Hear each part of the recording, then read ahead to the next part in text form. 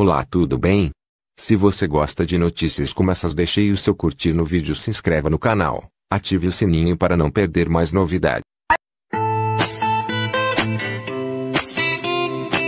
O Guedes, ele mandou ali, enviou ao Congresso Nacional, né, uma PEC, para que se acabe com a inscrição obrigatória aos conselhos de classe. Então vamos lá, o que é isso exatamente? O que é o conselho de classe? O conselho de classe é basicamente um monopólio, né, onde quando você se forma, por exemplo, advogado, quando você se forma engenheiro, quando você se forma professor de educação física, para você atuar na sua profissão, você precisa passar ou numa prova ou pagar, ou os dois, né, pagar uma taxa ou mensal ou anual para o conselho da tua classe. Então vou dar um exemplo para você. Você se formou ali como profissional de educação física. Você não pode atuar como professor de educação física, como personal trainer, você ainda não pode atuar se você não pagar o seu conselho de classe. No caso da educação física é o CREF, né? Você não consegue atuar se você não pagar. Hoje no Brasil existem 29 conselhos de classe, sendo os principais ali Ordem dos Advogados, Conselho Federal de Medicina, o CFM, e o Conselho Federal de Engenharia e Agronomia, o CONFEA, né? Tem vários outros, tem o CREA, tem outros, tem vários conselhos, mas basicamente esses são os principais. E, em primeiro lugar, tem uma dúvida surgindo, né? A pessoa fala, peraí, mas vai acabar com tudo? Vai acabar, por exemplo, quando você vai no médico, por exemplo, de receita, ele bate um carimbo lá que normalmente tem o número dele dentro do conselho de classe que ele está. Vai acabar com tudo? E o texto da reforma não diz especificamente quais são os conselhos que vão acabar, mas ele diz o seguinte, que vai acabar desde que, a obrigatoriedade vai acabar, desde que a ausência de regulação não caracterize risco de dano concreto à vida, à saúde, à segurança ou à ordem social. Então, a meu ver, é um texto prudente que não vai, por exemplo, acabar com a obrigatoriedade do médico se credenciar ali no seu conselho de classe. Então, é um texto assim. E esse tema, ele é um pouquinho espinhoso, porque ele gera um questionamento, muitas vezes, que as pessoas não querem fazer. Vamos lá. Quando a gente se forma, quando a gente faz parte de uma classe, é normal, é meio que natural do ser humano a gente querer proteger a classe que a gente trabalha, a classe com a qual a gente pertence. Só que a gente tem que olhar com isso, com o olhar de quem está de fora da bolha, não de quem está de dentro da bolha. Eu vou te dar alguns exemplos para você entender. Por exemplo, se você quiser hoje dublar um filme, tá? Se você quiser dublar um filme, você não pode. Você precisa ter o seu registro de ator, você precisa pagar uma entidade para que você possa dublar um filme. E novamente, cara, eu sigo vários caras aqui que fazem dublagem, eu sigo o Guilherme Briggs, sigo o Wendel Bezerra, sigo todos esses caras, gosto muito do trabalho deles, mas é o seguinte, cara, eu não acho que quem deve julgar se uma pessoa deve ou não dublar um filme é um conselho regional. E eu não acho que para a pessoa poder dublar um filme, ela tem que pagar para alguém. Eu acho isso autoritário, eu acho isso feio. Isso inclusive, se extrapola para várias outras coisas. Por exemplo, radialista.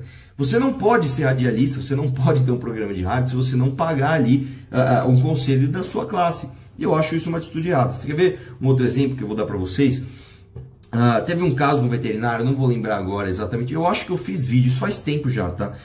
Eu não lembro aonde, mas teve um veterinário que ele decidiu que de sexta-feira ele ia fazer ali atendimentos sociais. Então o cara que não tivesse grana, ele ia lá, levava o cachorrinho dele e pagava um valor simbólico, pagava, sei lá, 10 reais, 15 reais, levava um presente para ele e ele fazia o atendimento do cachorro. O que aconteceu? O Conselho Regional de Veterinária chegou lá pro cara e falou, olha, você não pode fazer o que está fazendo, porque outros veterinários aqui da região estão reclamando que estão perdendo clientes, né? Porque você vem aqui e atende mais barato.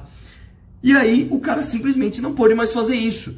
Isso é ou não é controle de preços? Cara, isso é comunismo, cara. Isso é socialismo. Isso é um órgão do governo, né, um órgão credenciado, colocando preço na tua mão de obra. E mais do que isso, colocando preço, né, tornando inacessível para as pessoas que tinham acesso a um benefício, cara. Isso para mim é um absurdo, cara. Isso é um absurdo. Porque se é aquela história do meu corpo, minhas regras, se eu sou o responsável, se eu sou o dono da minha mão de obra, da minha a obra laboral, por que eu não posso vendê-la ao preço que eu quiser? Por que eu não posso vendê-la do jeito que eu quiser? No caso que eu falei aqui, por exemplo, de você dublar um filme ou de você ter um programa de rádio, se eu hoje for dublar um filme, provavelmente vai sair um lixo, cara.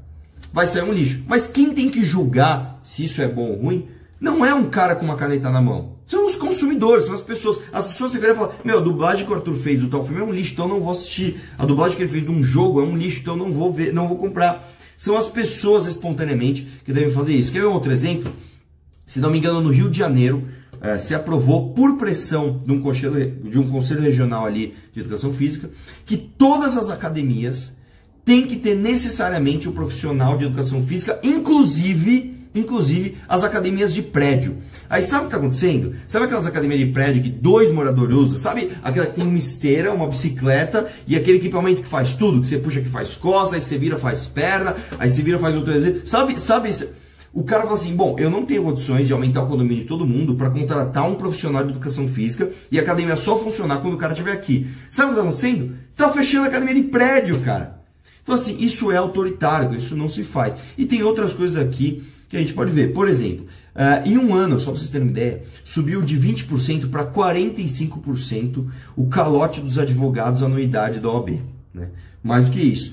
Se você pegar, por exemplo, as publicações que eu tenho feito no Instagram, a enquete que eu fiz aqui, eu fiz uma enquete no meu Twitter, questionando se as pessoas eram favoráveis ao fim da obrigatoriedade da adesão aos conselhos. Em 15 minutos, tinha mais de 4 mil votos, 87% das pessoas votaram sim. Ou seja, é uma demanda natural das pessoas que o conselho de classe exista? Não, não é, cara, não é. Ao contrário, é uma demanda natural que eles não existam mais, ou que pelo menos a obrigatoriedade não seja mais feita, né? E eu não estou aqui metendo pau nos conselhos de classe, eu não acho que devem ser extintos, eu não acho que você tem que acabar com os conselhos de classe, eles não servem para nada, eu não acho isso.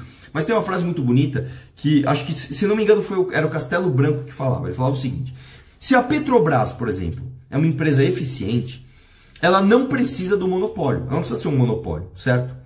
Agora, se ela não é eficiente, ela não merece um monopólio.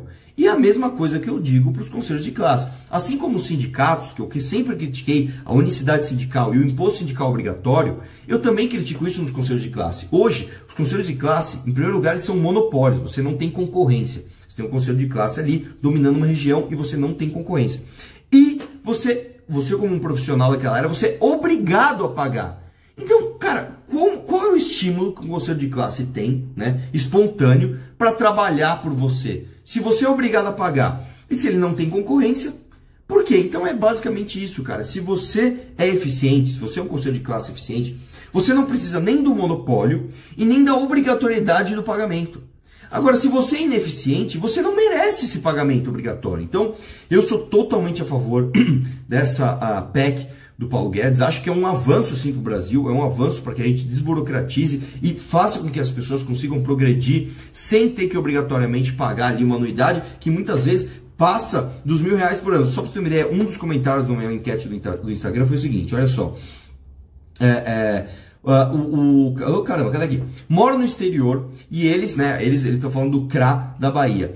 Não aceitaram meu cancelamento por e-mail, somente pessoalmente, pagando uma taxa absurda. Isso é 1000 vezes pior do que os sindicatos. Até hoje, em 15 anos, o CRA nunca fez nada por mim e nem pela classe. O outro, que esse sim era do preço, ele chegou a falar que paga cerca de R$1.000 por ano para um conselho que não tem nenhuma utilidade para a classe dele. Então, cara, é um negócio caro, é um negócio injusto, a obrigatoriedade do pagamento e ainda por cima não se tem concorrência. Sou completamente a favor dessa PEC e espero que as pessoas entendam, cara, que por mais que a gente tenha a tendência de proteger a nossa classe, isso tem que ser uma coisa espontaneamente demandada pela sociedade. E não é o caso. Então, sou totalmente a favor, espero que essa PEC vá para frente, beleza?